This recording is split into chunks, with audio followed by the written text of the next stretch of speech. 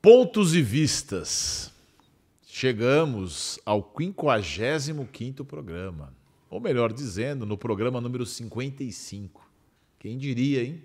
Depois de muito tempo, esse programa que se permite e abre espaço para discussões mais profundas do direito e da advocacia, continua ao seu dispor e para seu entretenimento. Hoje, nós vamos conversar com o doutor José Carlos Absanha Filho. Absanha Filho, que é advogado e presidente da Comissão de Direito Criminal da OAB São Paulo. Comissão da Advocacia Criminal da OAB São Paulo, para falar com a gente aqui. Muito obrigado, doutor, por ter vindo aqui. Doutor Sergei, querido amigo, quero agradecer o convite, fico muito feliz. Esse seu programa aqui é muito interessante, eu acompanho ele, quero parabenizar publicamente aqui, porque é um espaço muito importante de divulgação de conhecimento. Então receba aí o nosso abraço fraterno. Muito obrigado, muito obrigado. Recebo, agradeço e já vou emendando uma pergunta, porque afinal de contas agora eu vou me sentir em casa, porque você é meu colega de profissão. Não torna a tarefa mais fácil para entrevistar, porque às vezes tem mais informação. Mas, de modo geral, você diria ou reafirmaria o mandamento constitucional que nós somos partes integrantes da justiça e que nós somos não só fundamentais para a construção do Estado Democrático de Direito, mas dá para o povo entender de uma vez por todas que o advogado também é um ente necessário e importante para a segurança pública do Brasil? Eu acho que essa pauta é incrível, tem uma importância fundamental. A advocacia, de uma forma geral, é um dos agentes que realiza a justiça, né? O nosso texto constitucional, aí para todas as pessoas que nos ouvem saberem, o nosso texto constitucional contempla isso, a advocacia é indispensável à administração da justiça, e isso falado e refalado, né, pelo nosso presidente, Dr. Leonardo do Sica, que sempre frisa esse ponto, porque é muito interessante até a forma como ele coloca, e eu quero participar todo mundo aqui, que o monopólio da justiça não é do Poder Judiciário, né? O monopólio, não há monopólio da justiça, inclusive. Diversos atores participam da justiça, a advocacia é uma delas, né? É um dos agentes que participa da justiça. Eu até diria que o monopólio do Poder Judiciário talvez seja a decisão judicial. Ele diz isso mesmo. Não é? Que o judiciário, tentando lembrar das palavras do presidente, que aliás também é criminalista. Também criminalista, ele colega. Diz que o judiciário detém o monopólio de decidir, mas não o monopólio da administração da justiça. Perfeito. Que deve ser compartilhada com o Ministério Público e com a advocacia. Exatamente. Conforme a lei diz, né? Exato. E eu acho muito interessante. Esse eu acho que é um ponto talvez novo, né, que eu posso participar aqui. Eu tenho dito, mas sempre a gente fala pelas beiradas, porque há temas mais importantes, a gente acaba indo para aquele outro que é mais importante do que esse que eu vou dizer agora, mas esse é fundamental. A advocacia, ela implementa um papel civilizador da sociedade. Eu acho isso muito interessante, porque quantas vezes, Sergei, você já não recebeu no seu escritório alguém que vem ali desesperado, vem bravo, vem nervoso, aconteceu isso, aconteceu aquilo, ora porque ele foi vítima de um crime, ora porque ele está sendo acusado, e o que você faz? Você fala para ele, não, vai lá e resolve isso com as suas próprias mãos? Não. Você diz o seguinte, olha, vamos entrar com ação judicial tal, se é um crime de ação penal privada, vamos entrar com queixa-crime, se é um crime de ação penal pública, vamos peticionar o delegado de polícia, se ele está sendo acusado, vamos juntar a procuração nos autos e saber o que está acontecendo. Você faz a ponte, a advocacia faz a ponte entre aquela pessoa que está tendo um problema e quem está supostamente causando o problema. Pode ser o ente público, pode ser o particular.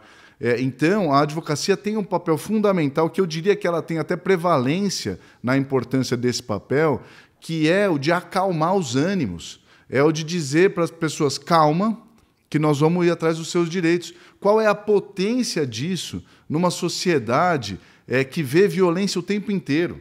Quer dizer, a advocacia tem o condão, a advocacia tem aptidão para baixar o nível de tensão social. Aí eu faço uma pergunta retórica. Imagina uma sociedade sem advogados. como é que os poderes enfrentariam o problema sem essa interlocução, sem a ponte? Porque o primeiro a receber uma notícia ruim, às vezes, é o advogado, que leva ao cliente. Olha, foi decretada a sua prisão, olha, você foi vítima, por exemplo, e a defesa e o acusado foi absolvido. Quer dizer, quem leva e acaba suavizando a notícia é a advocacia. Quem suporta a primeira pressão é a advocacia. Então, para entender a importância da advocacia, basta pensar como seria uma sociedade sem advocacia. Seria infinitamente mais violenta. E eu digo isso até para que os poderes públicos percebam a importância de respeitar, por exemplo, as prerrogativas profissionais. Por quê? Porque nós estamos ali na linha de frente da dor humana. Antes da gente entrar propriamente na questão das prerrogativas, que é um tema caro, a gente discute, eu também já presidi a comissão aqui na OAB.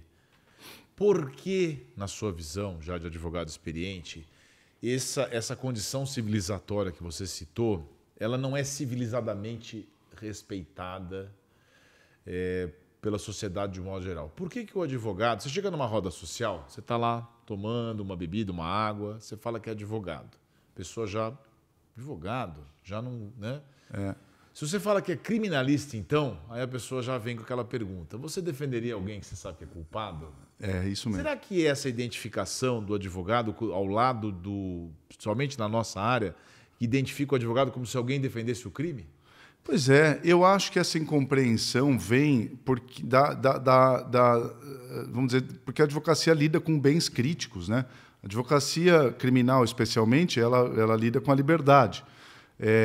E muitas vezes porque houve um cometimento de um crime. E o crime abala a sociedade, né? Isso eu acho que todos nós sabemos, mas acho até interessante lembrar da exposição de motivos, acho que do Código de Processo Penal, quando fala da importância do inquérito policial, porque diz que o inquérito policial é o procedimento através do qual o delegado vai apurar um fato, e essa atuação do delegado, por exemplo, ela vai fazer frente a um clamor frente ao cometimento de um crime que abala as estruturas sociais. Então, o crime ele tem essa força, ele abala mesmo. E se o crime for grave, ele choca. E aí há uma tendência de as pessoas perderem um pouco o juízo, né? Elas perdem a racionalidade.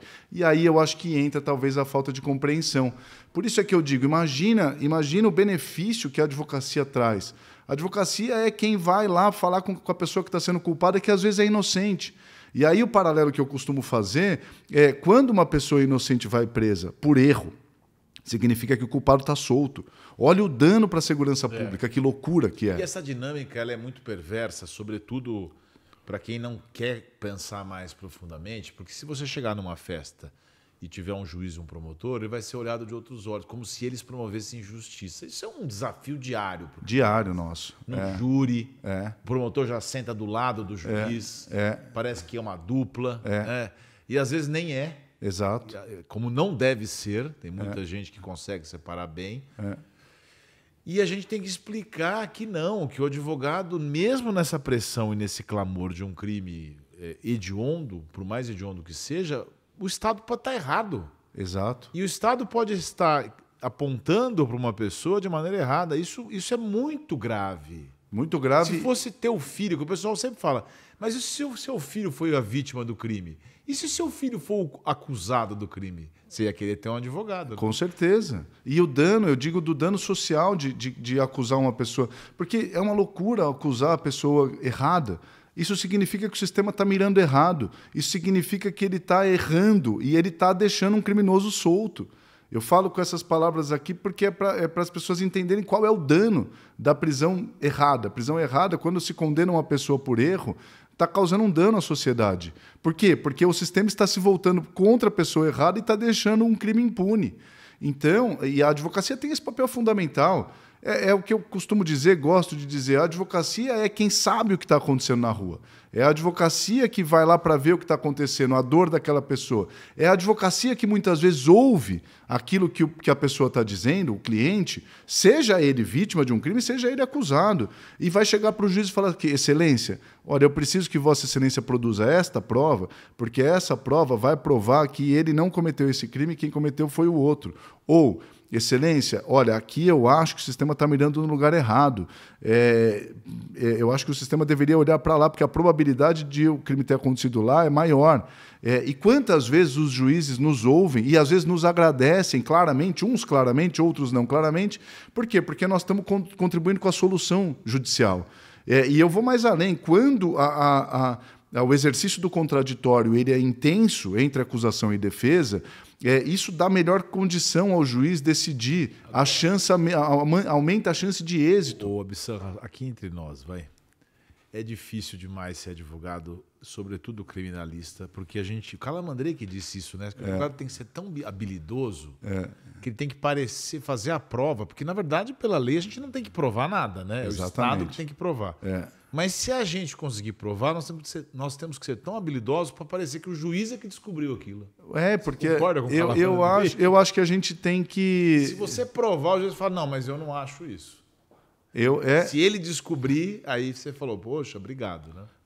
Mas eu acho que assim, aí é até a sabedoria que nós temos que ter, porque é um momento muito importante, né? Dar voz, até o Maris, nosso querido amigo, costuma dizer isso sempre, né? O advogado dá a vez e a voz a quem não tem vez e voz. Isso é verdade. E às vezes isso é uma tarefa inglória, porque até que você consiga provar, e não é ônus da defesa, você tem toda razão, não é ônus da defesa provar a inocência de ninguém, mas quando a defesa consegue provar a inocência de alguém, o sistema tem que agradecer, tem que dizer muito obrigado, a gente ia condenar uma pessoa errada. Porque condenar a pessoa errada não interessa a ninguém. Isso não traz funcionalidade ao sistema. Você falou de prerrogativas, é presidente da Comissão da Advocacia Criminal. E o advogado criminal ele tem um jeito próprio, né? A gente já vê que são dois, a gente já percebe que são dois criminalistas conversando. A gente já sobe o timbre, já se emociona. Uma entrada na delegacia. Para quem está assistindo, né, pergunta muito isso, né, da advocacia criminal, essas características próprias. Você pode até ser introvertido, mas você tem que ser firme. Não é isso? Tem que ser firme, tem que ser firme. O que eu digo muito tem que ser firme, tem que ser honesto, tem que ser transparente, tem que conhecer muito bem a legislação, precisa saber o que está fazendo, né? E isso é muito importante, porque você precisa transmitir segurança, né? Então, eu digo muito que agir com honestidade, com transparência, inclusive, eventualmente, levando as dificuldades tanto ao promotor de justiça quanto ao juiz. Olha, estou com dificuldade de produzir essa prova. Duvido que alguém vai dizer o problema é seu. Não vai dizer. Talvez um pode virar o olho, o outro pode falar. Mas, via de regra... E, primeiro, que eu acho que a gente tem que acreditar na boa-fé das pessoas também, né? Vai dizer, olha, eu estou com dificuldade de produzir essa prova, a situação é essa. Por quê? Porque eu acho que tem que ser transparente. Mas tem que conhecer a legislação também. Então, precisa estudar bastante. A gente não para de estudar. A legislação não para de mudar e a gente não para de estudar. Isso é fundamental para uma boa atuação profissional. E aí sim, aí você vai lapidando a linguagem, né? Vai tendo toda aquela a linguagem jurídica, que é importante, até tem essa discussão sobre se a gente tem que simplificar a linguagem ou não. Eu tenho certa dúvida, porque a linguagem técnica, ela é técnica. Ela tem que exprimir o conceito de forma adequada. Eu, na minha visão, o direito é ciência. Porque uns dizem, não é ciência, é ciência. É ciência. O direito tem que funcionar. E a brincadeira que eu uso é a seguinte, o engenheiro, quando ele constrói uma ponte, se a ponte cair, ele vai ver que caiu, e todo mundo vai ver que caiu e vai dizer, olha, construiu a ponte errada. O direito, se ele não soluciona conflitos de forma idônea, é a mesma coisa que a ponte que cai, é a ponte que cai. Então, não, o direito é ciência, ele tem que funcionar, ele tem princípios próprios, ele tem a dogmática, o direito penal nosso está cheio de regras internas, que é a dogmática, essas regras precisam ser respeitadas. Por quê? Porque senão a ponte cai.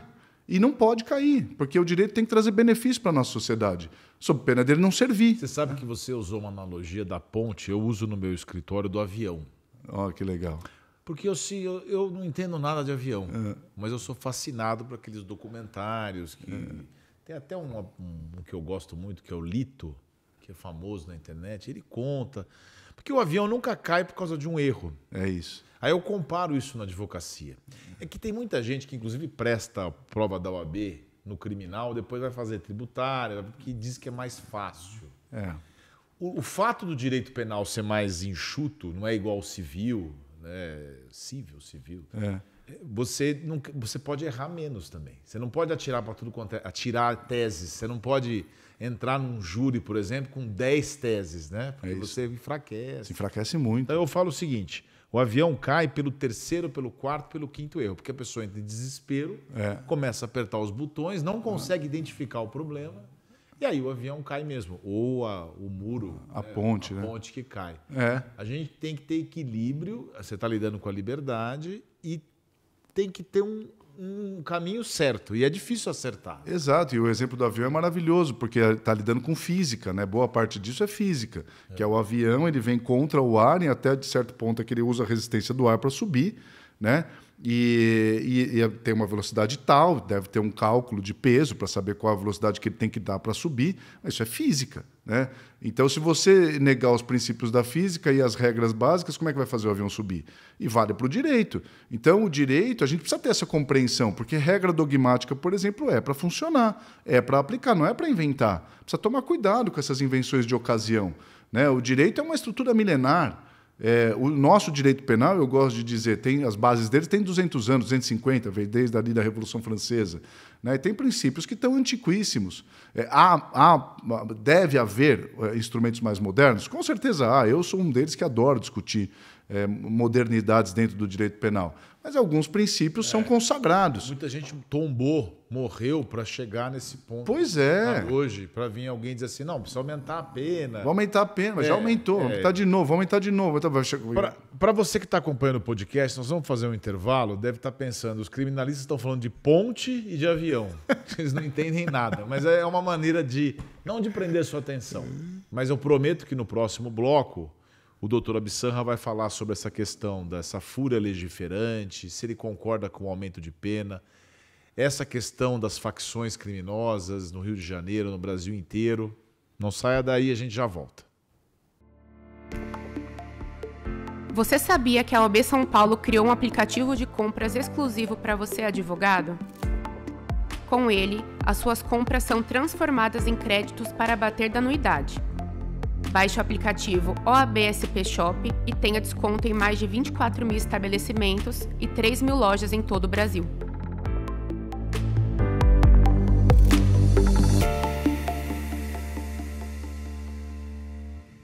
Voltamos a apresentar o Pontos e Vistas, um podcast da OAB São Paulo que hoje recebe o doutor José Carlos Absanra Filho, que é o presidente da Comissão da Advocacia Criminal. Nós estávamos falando sobre essa questão do aumento de pena. Eu digo que no Brasil se tem uma fúria legiferante e geralmente a gente é pautado por uma situação do momento. 1990, caso Daniela Pérez, aquele assassinato horrendo, né, como todos os assassinatos são, mas aquele parou o Brasil, fizemos a lei dos crimes hediondos. Boate Kiss pegou fogo, aí fizeram uma legislação criminal própria para incêndio de boates. Aí até caiu, porque nem tinha... A gente precisa de legislação nova, doutora Absanra, ou a gente precisa da eficácia às que existem?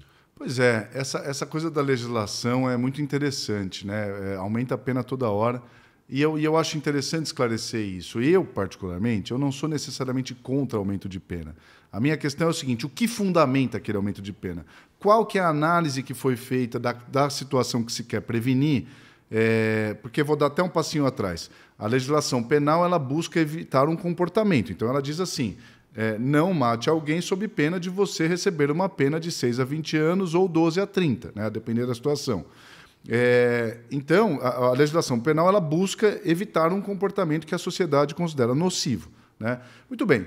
Quando você passa uma pena de 10 para 12, ou de 12 para 15, ou de 15 para 20, qual é o estudo que embasou aquele aumento de pena para que o legislador é o Congresso Nacional e o Senado, dissesse assim, não, aqui tem que aumentar a pena 2 ou 3 anos, porque ela não está sendo efetiva. A gente não faz isso.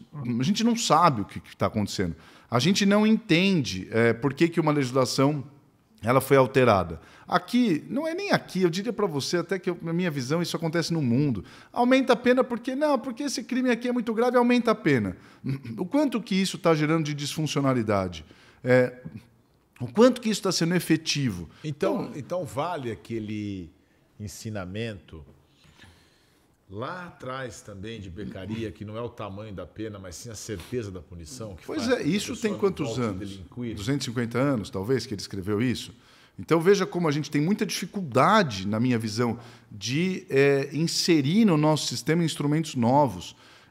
E vamos lá, né, Sergei, nós que atuamos aqui na mesma área, nós atuamos em favor de vítima e de acusados, nós atuamos nos dois polos da ação penal. Então, não tem esse papo de que a advocacia defende criminoso e não sei o quê, a gente defende a lei. Né? A gente defende a justiça. Não é fácil o papel do Ministério Público. Claro, enquanto o Ministério Público é mais fácil do que o advogado de acusação. Sim. Mas você reunir provas e chegar até o final com uma condenação também é um papel... Exatamente. Não é tão fácil. Não é fácil, ou seja, os atores do sistema de justiça têm cada qual a sua função. Na minha visão, o que eu vejo na minha atividade profissional e nos meus estudos, né, eu tenho até uma tese sobre isso, que eu acho que dá para inserir no sistema um aprimoramento muito pontual. Mas, olhando de uma forma geral, a gente não privilegia a ciência. E isso é um problema particular no sistema de justiça criminal. Porque na medicina vem um remédio novo, as pessoas testam, a comunidade científica se manifesta, o Congresso Nacional chama os médicos para dizer, e a advocacia não é ouvida, não chamam. Chamam promotores de justiça às vezes, mas não necessariamente porque aquele promotor ou aquela tem conhecimento científico especializado em determinada matéria criminal. Chama eventualmente porque é promotor de justiça, chama o juiz porque é juiz.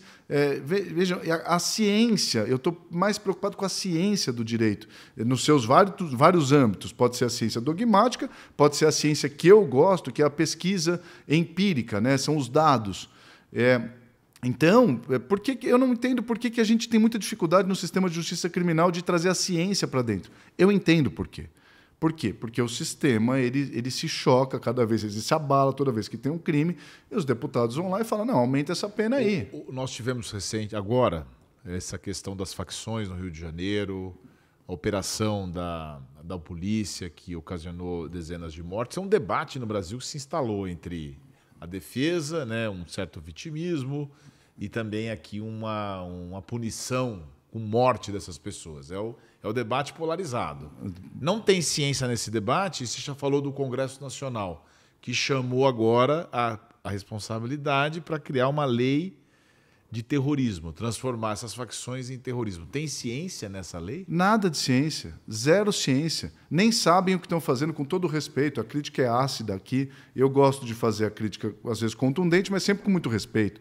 Né? O Congresso Nacional, um órgão fundamental da nossa República, e que eu acho que poderia chamar mais os cientistas do direito para o Congresso Nacional. Por que não tem ciência nenhuma? Porque não faz sentido. Ali é criminoso. A pessoa está cometendo crime. Tem legislação para isso. A legislação brasileira é uma das mais modernas, com falhas, mas uma das mais modernas. Ou seja, é mentira que a legislação brasileira não funciona. O problema não é nem a legislação. O problema é a forma como se aplica ela. Então, você veja bem, faz uma... Aqui o debate é polarizado, mas eu tenho que honrar o meu compromisso de transmitir conhecimento. Ali, fizeram uma operação, mataram 120 pessoas ou mais, né? 4 ou 5 policiais morrendo, que é uma loucura, porque o que eu costumo dizer é o seguinte: o policial ele merece condições de trabalho, a aventura não é condição de trabalho. O policial é um agente fundamental em qualquer república, não existe república que não tenha forças policiais muito bem aparelhadas e muito bem treinadas. Então, fazer uma invasão que não vai redundar em dados concretos, nem em curto prazo, nem em médio, nem em longo. Quer dizer, eu falei sobre isso há 3 anos, estou aqui falando de novo. Teve um deputado que disse assim, quando foi instado por alguém que queria um debate mais profundo, ele falou assim, olha, se matar os 120, vão surgir no dia seguinte mais 120. Esse deputado, que tem milhões de seguidores, falou, não, mas mata mais 120. Mas além de ser inconstitucional essa fala, além de ser inconstitucional, além de ser desumana, além de ser contra todas as grandes religiões que eu conheço, é uma fala que não está verificando a efetividade da ação do Estado. O Estado, segundo o artigo 37 da nossa Constituição Federal, tem que ser eficiente, transparente, tem que agir com publicidade, moralidade. Então, não tem condição e também, de... meu caro, eu acho que também, assim, aí eu também quero entrar no debate, é uma simplificação do problema, né? Absurda. Porque se você entender que é uma questão... Porque a grande parte do argumento é o seguinte, nós estamos vivendo uma guerra. E com guerra você tem que usar os mecanismos de guerra. Então você vai lá, atira e mata. Só que assim, que estado é esse que vai a polícia, mata e vai embora e larga os cadáveres todos lá? Quer dizer, nem recolher os cadáveres recolhe. Nem perícia. Não teve nenhum tipo de concretude a não ser matar as pessoas. Agora, a pergunta que eu mais faço é a seguinte. Essas pessoas tinham mandado de prisão, eram traficantes conhecidos. Quanto tempo eles estão lá naquele lugar? Pois é. Não teve uma busca e apreensão antes? Mandados de prisão, eles só ficam lá, esperando na selva? Eles saem, eles têm atividade. Com IA hoje, com monitoramento, com essas câmeras que tem em São Paulo, que eu achei que foi uma boa inovação. Estou de acordo com as câmeras. Da Prefeitura de São Paulo. Super de acordo. Você acha que nenhum desses aparece numa câmera dessa no Rio de Janeiro? Lá não tem essa câmera. E vamos lá, por que não investiga a origem das armas? Por que não investiga a origem das armas? Não pode ter arma pesada nas ruas. Então, de onde vieram? Da onde vieram essas armas? Quem que está entregando? Ninguém está defendendo o bandido aqui. Pelo contrário. A gente quer o aprimoramento, mas Muito eu te pelo garanto contrário. que tem gente que está assistindo agora e está falando assim, esses caras têm problema. Mas aí Eles têm problema. Mas aí o que essa pessoa vai ouvir... Problemas a gente tem, mas não esse. Não, ela vai ouvir provavelmente... O que eu vou dizer agora é o seguinte, estou disposto a voltar aqui daqui 5 anos para medir a qualidade da segurança pública depois desse evento. Estou aqui comprometido. Entendeu? E eu, com certeza, porque eu estou estudando esse assunto, não eu desde a década de 70, mas eu estudo ele a partir da década de 70, 60 e 70, o sistema só piora. Se ele só piora, tem alguma coisa de errado com a nossa política de segurança pública. Agora, veja bem, há mecanismos interessantes. As câmeras, eu sou a favor. Qual é o problema das câmeras? Ela também erra, a gente precisa saber disso, mas é uma tecnologia, ela precisa ser aprimorada. O algoritmo ali também não funciona muito bem, ela tem uma chance de erro. Mas é melhor do que você sair atirando nas pessoas, porque é uma loucura isso. Isso é uma loucura. Entrar numa comunidade... O Estado se vingando. Parece que nós estamos fazendo policiamento de 200 anos atrás. Quando não havia tecnologia, você tinha que entrar com um batalhão. Nós não estamos há 200 anos atrás, nós estamos em 2025, tem tecnologia. Então, para essa pessoa saber, nós queremos melhorar a política de segurança pública. Vou até falar aqui para a câmera. Nós queremos melhorar a segurança pública. Nós queremos trazer benefícios para toda a população. A população merece segurança pública. A população merece condições dignas de vida. E a advocacia está à disposição para contribuir com esse debate de forma absolutamente qualificada, com o objetivo de diminuir os índices criminais. E passa muitas vezes pela estrutura das polícias, né? Você melhorar a condição do policial, dar mais... Com certeza.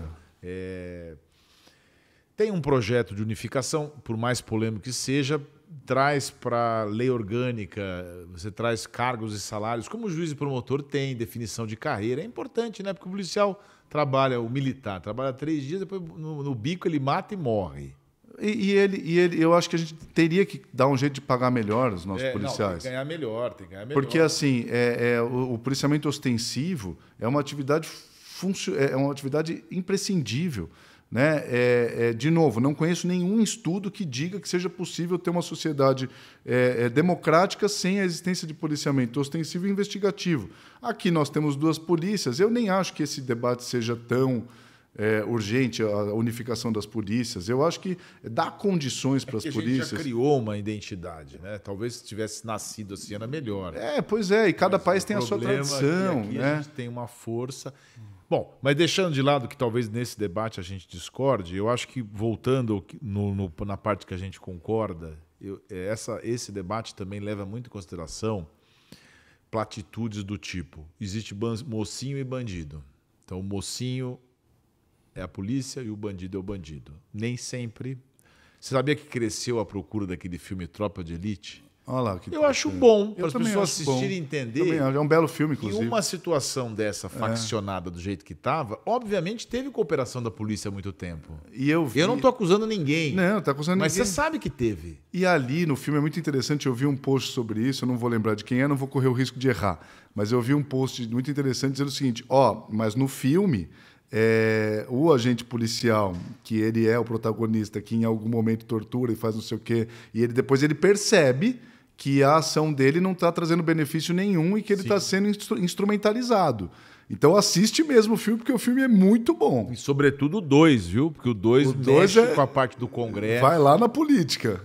Governadores, né? É muito interessante você ver esse papel na televisão. Exatamente, muito bem lembrado. Nossa, é muito terrível isso. Outra coisa, É verdade? Você concorda com essa fala que a polícia prende e o juiz solta? Não, discordo absolutamente. E vou além, A atividade da polícia é tão imprescindível e tem que ser valorizada, e ela é tão importante e tem que ser tão bem compreendida, que realmente, muitas vezes, a polícia vai lá, que é o policiamento ostensivo, e ela cessa uma atividade conflituosa, seja por um crime violento, seja por uma lesão corporal, seja por violência doméstica contra a mulher, que a polícia tem sido muito efetiva. Então a polícia vai lá e ela cessa a atividade criminosa. Uma vez e ela faz o primeiro juízo de tipicidade, hein, usar um termo técnico aqui, porque ela só prende porque ela entende que tem ali um crime. Aí ela leva isso para o juízo, aí passa a ser função não, primeiro ela leva para o delegado de polícia, o delegado de polícia referenda ou não o auto de flagrante, depois vai para o juízo, que vai para o Ministério Público por sua vez, aí a defesa entra, né? Esse procedimento judicial é o momento em que nós vamos aferir que crime é, qual é a dosagem. Por quê? Porque o excesso de pena também é disfuncional. O excesso de pena é visto como uma injustiça por toda a sociedade. Por quê? Não, mas ali eu acho que não era para tanto. Agora, no caso dos crimes que estão sendo julgados no Supremo... Está acontecendo isso. Até para muita gente no foro errado... Pois mas esse como é o sentimento. Foi o julgamento também de um ex-presidente num foro errado. As pessoas vão relevando matérias processuais, né? Sempre. Mas basta tirar o personagem e analisar, seja para um lado ou seja para o outro. Mas lá está sendo discutido a questão de excesso de pena. E então, é isso. Para o inimigo, tudo bem. Para mim, não. Né? Mas olha o mal que faz o excesso de pena. Tudo isso para dizer que, em determinadas situações, a pessoa não tem que ficar presa mesmo. Porque uma vez cessada a atividade delitiva, por exemplo, uma lesão corporal, eventualmente aquela pessoa não vai mais agredir a outra. Então você precisa prender? Às vezes não. E por quê? Porque a pena ela tem um teto. Se você chegar no teto da pena e ela não recomendar a retirada dessa pessoa do convívio social, que é colocar na prisão, tudo que passar desse limite é disfuncional. Então, não é verdade que a polícia prende e o juiz solta. A polícia prende exercendo a sua função, que é para fazer, e o juiz depois ele vai aplicar a pena. E essa é a função dele. Prende até pouco, se a gente for pensar. Às vezes sim, depende do dado, né? Por isso que eu gosto de analisar dados. O Brasil tem proporções continentais. Exato, tudo é macro. Tudo é grande. Tudo é mas grande. Se você colocar proporcionalmente a outros países, se você colocar no percentual... Pelo nosso tamanho, a gente até que tem pouca gente presa. Eu sei que é o terceiro maior do mundo com prisão. Mas aí você tem que, olha que interessante, você tem que analisar estado, assim como tem que analisar estado dos Estados Unidos. O estado de São Paulo prende aos mesmos índices dos estados que mais prendem nos Estados Unidos. Boa. Então a gente tem que analisar. Depende do estado. Eu li uma pesquisa esses dias, uma matéria no jornal, no The New York Times, olha que interessante, discutindo que a cidade de São Paulo é menos violenta do que 6 ou 7 grandes cidades americanas. Então, a gente precisa ter muito cuidado ao analisar os dados, né? Porque é claro que nós precisamos melhorar, e eu estou dizendo isso com toda clareza. Nós precisamos melhorar a segurança pública porque a sociedade merece. Mas sem analisar os dados de forma científica é impossível. Porque aí todo mundo fala alguma coisa. Aí vira opinião, né? Eu queria ter mais tempo para a gente debater aqui um monte de coisa, mas a gente não tem, nós temos uma limitação. Podemos fazer um segundo round. Eu acho que muito por culpa minha, que fico assim empolgado com o tema, porque também sou advogado como você na minha área. Mas assim, tem índices, por exemplo, de autoria. Tem lugares do Brasil que você não tem nem 10%. De resolução. De autoria de homicídio. De resolução de casos. Como é que você fala que tem que aumentar a pena para esses casos se só 10% são levados às barras? E a pena não tem nada a ver com investigação. Claro, é óbvio que não. Tem que melhorar a investigação, não a pena. No Brasil que a polícia joga o cadáver do outro lado, no filme mostra isso. Para ficar para o delegado cuidar. E o aumento de pena não tem nada a ver com a elucidação do caso. É aqui que eu acho que nós precisamos ter rigor. Aumento de pena é para quem já foi julgado. Mas se não sabe nem quem é o autor, o que adianta discutir pena? Precisa primeiro para aprimorar as técnicas de investigação, né? Doutor José Carlos Absanra Filho. As pessoas não querem discutir isso profundamente. Não querem ter esse debate. Mas a gente faz nosso papel, né? A gente faz nosso papel. A gente, mesmo correndo o risco de errar, a gente vai sempre tentar e morrer tentando, porque a espécie, a evolução nossa, só se dá com o pensamento. Ainda mais numa era que todo mundo fica no celular e todo mundo é especialista em alguma coisa. Nós mesmos damos palpite, né? Já demos aqui, corremos risco grave, no avião, eu não sei nada. Se alguém, me desculpem quem conhece, né? Assim, o outro falou até da física. Pois é, a chance de erro é gigantesca. Mas olha, foi uma satisfação recebê-lo. Obrigado. Na próxima você conta um pouco mais da Comissão de Advocacia Criminal, que eu sei que também tem aqui na OAB a sua atuação.